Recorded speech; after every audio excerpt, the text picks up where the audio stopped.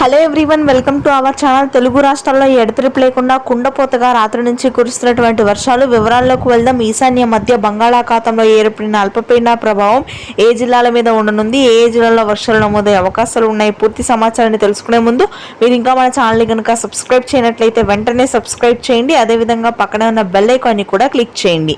ఇక లేట్ చేయకుండా వివరాల్లో కనుక వెళ్ళినట్లయితే ఈశాన్య మధ్య బంగాళాఖాతంలో ఏర్పడినటువంటి ఉపరితల ఆవర్తన ద్రోణి బలపడడంతో తెలుగు రాష్ట్రాల్లో భారీ వర్షాలు నమోదవుతున్నాయి. శ్రీకాకుళం, విజయనగరం, విశాఖపట్నం ప్రాంతాల్లో 18 సెంటీమీటర్ల వర్షపాతం నమోదైంది. గుంటూరు, కృష్ణా, కోనసీమ ప్రాంతాల్లో 15 నుంచి 16 సెంటీమీటర్ల వర్షపాతం కురిసింది. మరొక 3 రోజుల పాటు ఇదే విధంగా ఉత్తర కోస్తా, మధ్యాంధ్ర జిల్లాలో వర్షాలు నమోదు కానున్నాయి.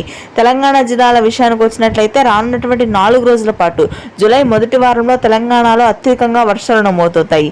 హైదరాబాద్ పరిసర ప్రాంతాలు, వరంగల్, భద్రాద్రి, కొత్తగూడెం, ఖమ్మం, భద్రాద్రి జిల్లాల్లో దాదాపుగా మనకి 3 రోజుల పాటు వర్షాలు నమోదయ్యే అవకాశాలు ఉన్నాయి. రాయలసీమ వ్యాప్తంగా ప్రస్తుతానికి పొడి వాతావరణం కొనసాగుతుంది.